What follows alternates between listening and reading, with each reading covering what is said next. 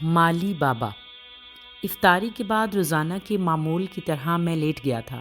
دن بھر کی پیاس بھوک کے بعد جب معدے میں ٹھنڈے مزیدار مشروب کے ساتھ فروٹ چاٹ، دہی بھلے، خستہ کرارے پکوڑے سموسے اترے تو انہوں نے لذت کے ساتھ توانائی بھی پہنچانی شروع کر دی۔ کمزوری نکاحت نے ڈھالی، خماری اور سرشاری میں ڈھلنے لگی۔ اعصاب عضلات، جسمانی اعضاء معدے میں توانائی سے بھرپور غذاؤں سے طاقت پکڑنے لگے۔ لذیذ غذاؤں نے کام کرنا شروع کیا اور مجھ پر ایک خوابناک سی کیفیت میں مراقباتی حالت طاری ہونے لگی۔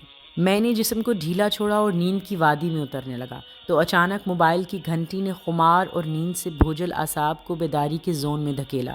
میں آنے والی کال کو نظر انداز کر کے نیند کا مزہ لینے کے موڈ میں تھا، لیکن کال کرنے والا اخلاقی اقدار کو مسلسل پامال کرنے کے موڈ میں نظر آ رہا تھا۔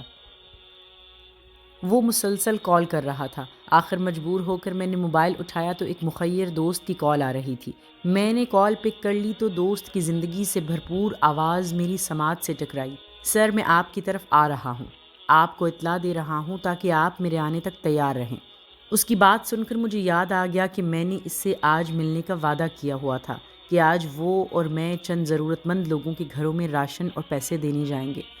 ساتھ میں اس نے اپنے گودام میں جو سینکڑوں راشن کے بیگ بنا کر رکھے ہوئے تھے وہ بھی اس نے مجھے دکھانے تھے۔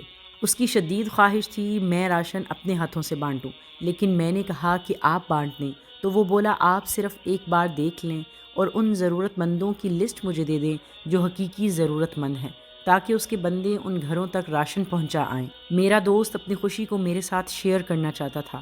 صوفیوں، درویشوں کو بہت پسند کرتا تھا، ان کی صحبت میں وقت گزارتا تھا۔ پاکستان کی اولیاء کرام کی مزارات اور سالانہ عرسوں پر بھی بڑے ذوق شوق سے حاضری دیتا تھا۔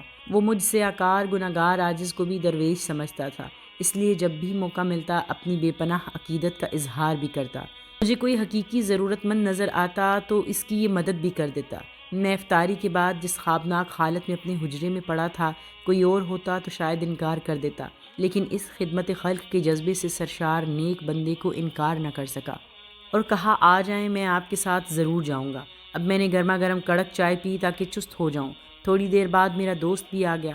میں تیار تھا، اس کے ساتھ بیٹھا اور اس کے گودام کی طرف چل پڑا جہاں اس کی کاروباری اشیاء اور رمضان میں راشن کے توڑے پڑے ہوئے تھے۔ لاہور کی سڑکیں تقریباً خالی تھیں۔ ہم آدھے گھنٹے میں ہی اس کے گودام تک پہنچ گئے۔ گودام کھولا گیا تو دل باغ باغ ہو گیا۔ مختلف قسم کے اناج، چینی، مشروبات کی بوتلیں، کھجور اور آٹے کے بیگوں سے بھرا پڑا تھا۔ اتنی زیادہ مقدار میں راشن دیکھ کر دل خوش ہو گیا۔ اس کے بندے کیری ڈبوں میں ہمارا انتظار کر رہے تھے۔ جیسے ہی ہم پہنچے وہ میرے دوست کے بتائے ہوئے ایڈریسوں پر روانہ ہو گئے۔ اتنی زیادہ مقدار میں چینی کی بوریوں کو دیکھ کر میرے پوچھنے پر اس نے بتایا، میں رمضان کے راشن کی تیاری رمضان کی آمد سے 3 ماہ پہلے ہی کر دیتا ہوں۔ اس کام کے لیے میں نے مختلف لوگوں کی خدمات لے رکھی ہیں جو اناج، چینی، آٹے، کھجوروں کا کام کرتے ہیں۔ میں 3 ماہ پہلے ہی ان کو اپنی ڈیمانڈ بتا دیتا ہوں۔ وہ بھی جانتے ہیں کہ میں یہ سامان رمضان میں ضرورت مندوں کے لیے حاصل کرتا ہوں، اس لیے وہ بھی تعاون کرتے ہیں۔ کئی تو منافع نہیں لیتے، اگر کوئی لیتا ہے تو بہت جائز لیتا ہے۔ دوسری اہم بات اس نے یہ بتائی کہ یہ راشن جن ضرورت مندوں تک جاتا ہے ان کو میں نہیں پہنچاتا، یہ تو خدا کا مال ہے۔ میں ایک ڈاکی کی طرح ڈاک ضرورت مند تک پہنچانے کی نوکری کرتا ہوں۔ میں نے چند سال پہلے یہ کام صرف 10 راشن بیگوں سے شروع کیا تھا، آج یہ اللہ کے خاص فضل و کرم سے ہزاروں میں پہنچ گیا ہے۔ میری کہاں اتنی اوقات کہ کسی کو کچھ دے سکوں، جب میں نے کوشش کی تو اللہ نے برکت ڈال دی۔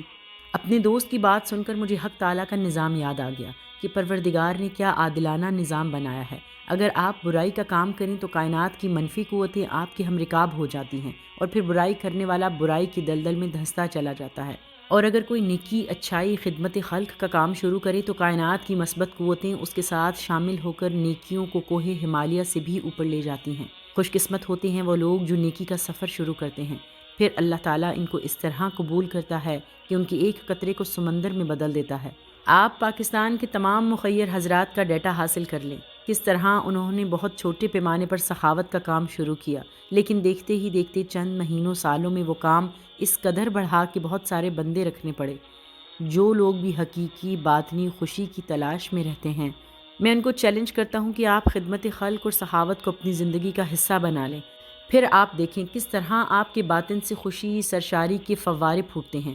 سخاوت اور خدمت خلق بھی ایک نشہ ہے جو قسمت والوں کو ملتا ہے۔ میرے دوست کے گودام میں دعا کر کے اب اس نے اپنا ڈالا گاڑی راشن کے بیگوں سے بھر لی تو ہم راشن کی تقسیم کے مشن پر نکل پڑے۔ گاڑی چلی تو وہ بولا، سر آپ کا ایک بوڑھا مالی ہر سال راشن لینے آتا تھا، اس بار نہیں آیا۔ وہ جب بھی آتا آپ کا سلام دیتا تھا، بہت ساری دعائیں دے کر چلا جاتا۔ مالی کا نام سن کر مجھے بوڑھا مالی یاد آ گیا۔ اس کے پاس موبائل نہیں تھا، اس کے بھانجے کے پاس تھا۔ میں نے اس کو فون میں لایا تو اس نے اٹھایا تو پوچھنے پر بولا، سر ماموں کو فالج ہو گیا ہے، وہ چارپائی سے اتر کر چل نہیں سکتے۔ بابا مالی کی بیماری کا سن کر ہم دونوں کو بہت صدمہ ہوا، لہٰذا فیصلہ کیا بابا مالی کے گھر جا کر راشن دیتے ہیں۔ اب ہم دریائے راوی کے اس پار بابا مالی کے گاؤں کی طرف جا رہے تھے، جو راوی کے اس پار 10 کلومیٹر دور گاؤں میں اپنے خاندان کے ساتھ رہتا تھا۔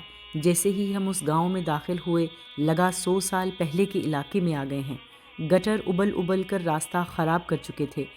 مالی کا بھانجا ہمیں لینے آ گیا تھا۔ اس کو ساتھ بٹھا کر جب ہم اس 3 مرلے کے گھر میں پہنچے جہاں بابا مالی زندہ لاش کی طرح بے حس و حرکت پڑا تھا، اس گھر میں 20 لوگ تھے۔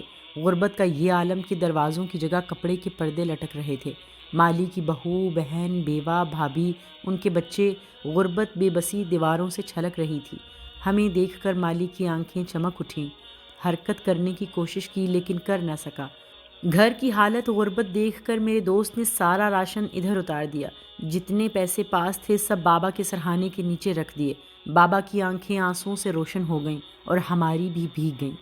واپسی پر میرا دوست بھیگی آواز میں بولا، اگر آج ہم یہاں نہ آتے تو بہت بڑا گناہ کرتے۔